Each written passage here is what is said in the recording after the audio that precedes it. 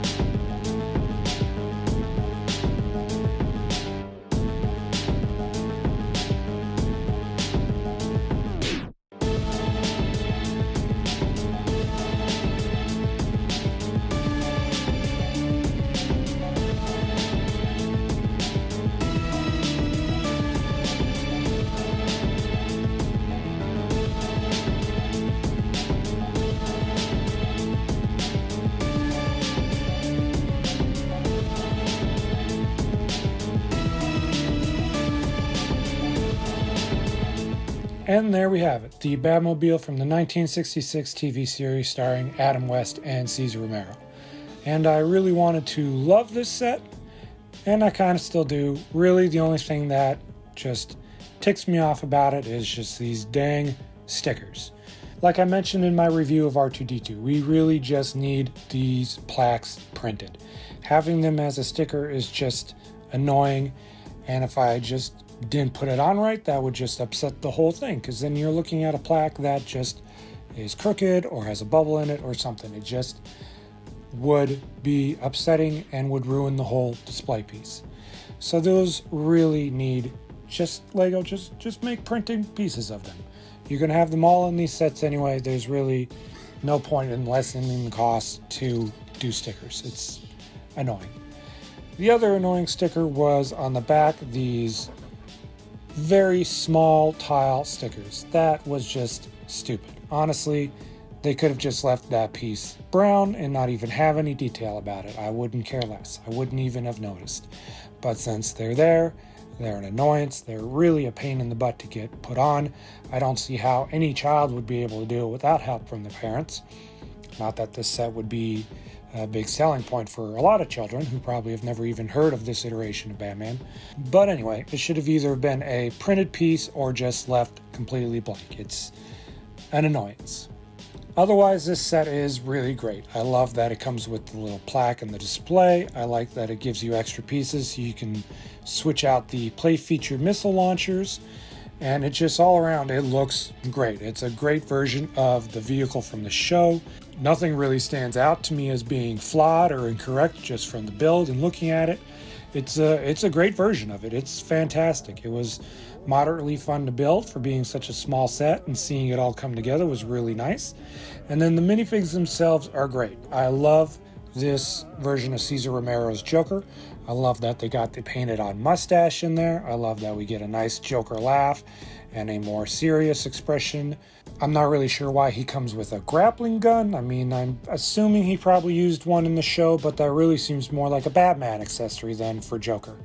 I think it probably just comes down to them not wanting to give him like a pistol or something, just trying to make it more kid-friendly. That would be my guess.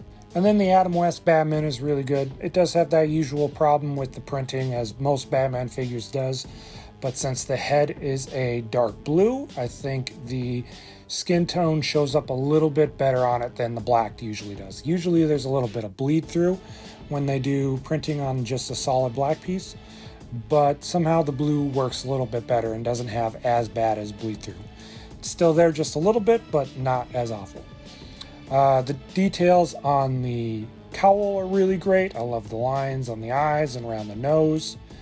And then he comes with a serious face and then a more cocky grin looking face. And then he's got some nice printing on the torso, some good details on the utility belt, and then he's got printed legs.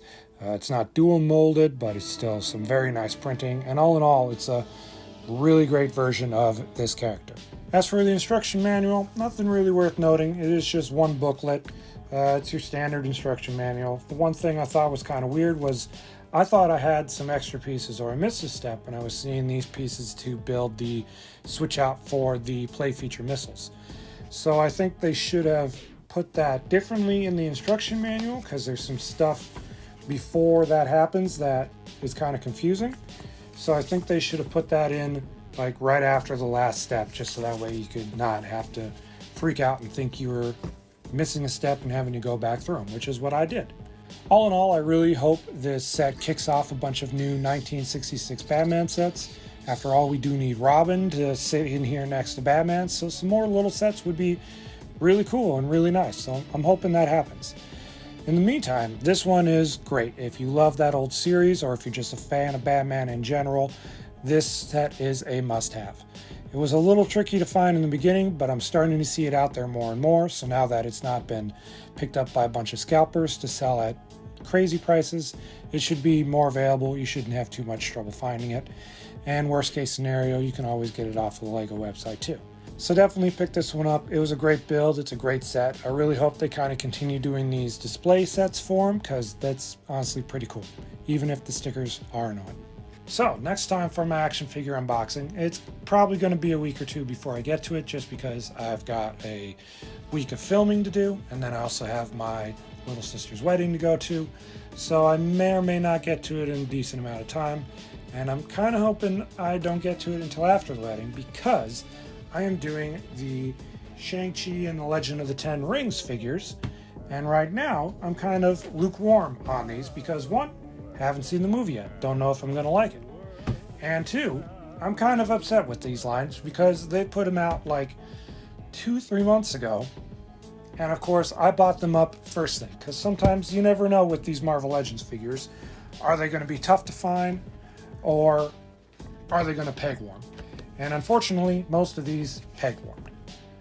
So almost all of these ended up getting clearanced for like almost half the price. So I'm a little upset that I paid full price for almost all of these when I could have waited and gotten some of them for like $12, $10, $9. So yeah, right now I don't even know if I'm going to like this movie. So honestly, I may end up getting rid of them and not opening them instead. So if that's the case, I will do these Jurassic Park vehicles. I'm just going to put that down there. I've got the T-Rex Escape Pack, and then also the Dennis Nedry Getaway Pack. So if I end up not liking Shang-Chi, I'll be doing these Jurassic World sets instead, which I'm looking forward to those either way. If I do end up liking the movie, I'll get to the Jurassic Park sets another time. So keep an eye on the channel for that. Remember, I'm still trying to get to the 200 subscriber mark, so be sure to like, comment, and subscribe. Let me know what you thought of this set if you got it for yourself. And in the meantime, stay safe, happy hunting.